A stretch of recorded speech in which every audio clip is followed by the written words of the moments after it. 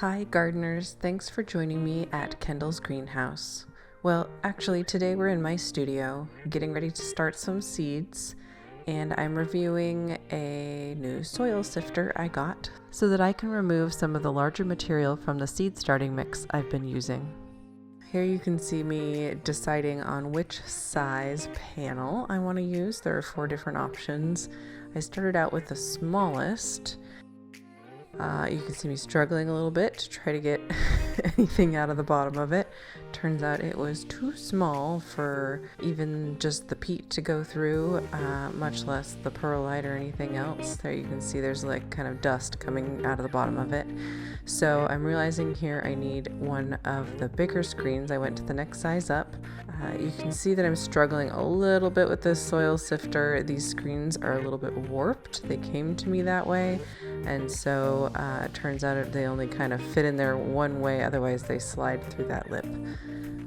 Other than that, it's been working pretty well. You can see the soil falling from below the sifter here. I realize it sits very nicely on my container I have for storing the seed starting soil.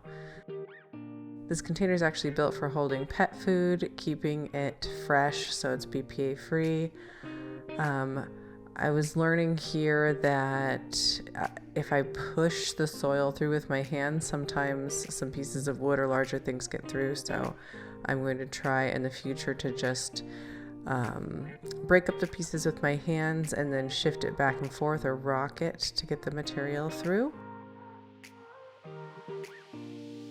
I learned that you fill it too full, it doesn't work very well either. So here I am having to rock it and jostle it a lot to get it to go through. It would have been faster to just do about half full and then sift it back and forth to get the material through.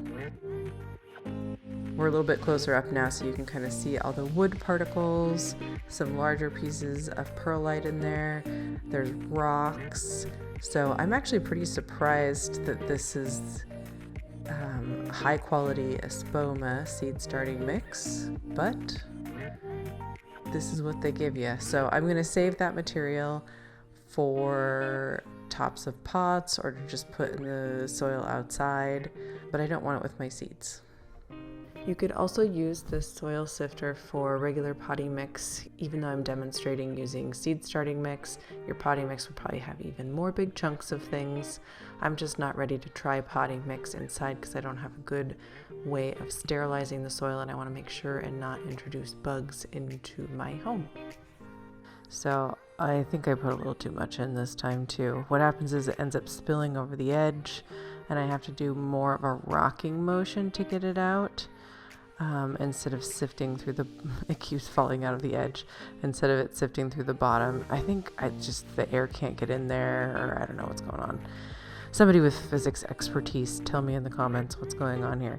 But it really goes a lot faster if you only fill it about halfway up. So I'm just storing the material back in the bag it came from. I bought 2 bags of this Espoma seed starting mix, one smaller, one larger.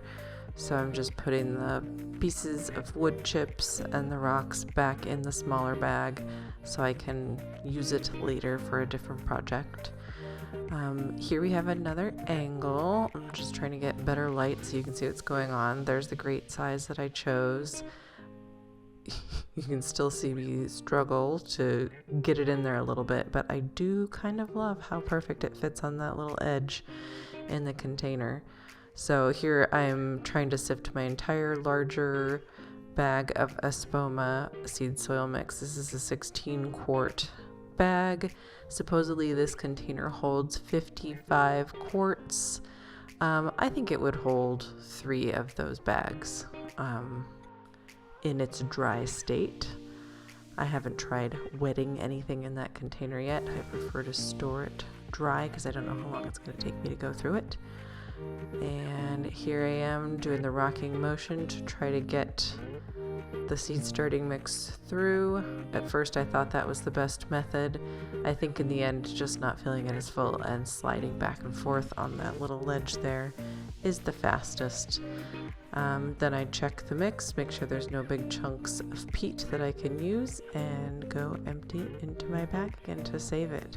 So once I got into this routine, it was pretty quick to sift all the soil, and then I immediately used it for a project, and I didn't have to sit there and pick all the sticks out of it while I was starting seeds. So it was really nice to have it done already. I think it's just kind of a pain to pick all your supplies and how you're going to store things and make all those decisions, but once you have it done, it's fine. So really, I would give this soil sifting product probably a 4 out of 5 stars, just because mine is warped and the screens are kind of hard to get in there. But I'm not going to get rid of it. I'm going to use it. It fits nicely. You can see pretty well in that angle actually how there's like a little gap between the top and the lip. So maybe if I decide to in the future, I'll try to just mold it a little bit or push it so maybe it got squished in the mail or something.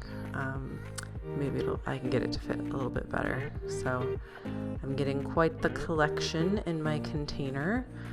For some reason, I'm showing you all the screens again. Oh, I'm just putting it away. So you can just store all 4 screens in there at one time to put it away.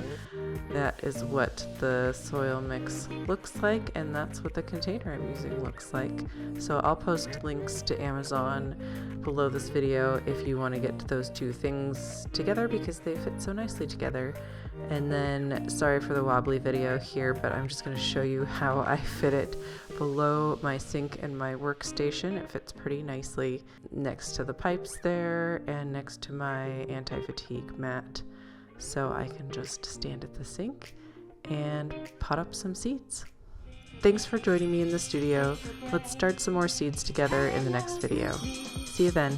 Find yourself in Candle's greenhouse.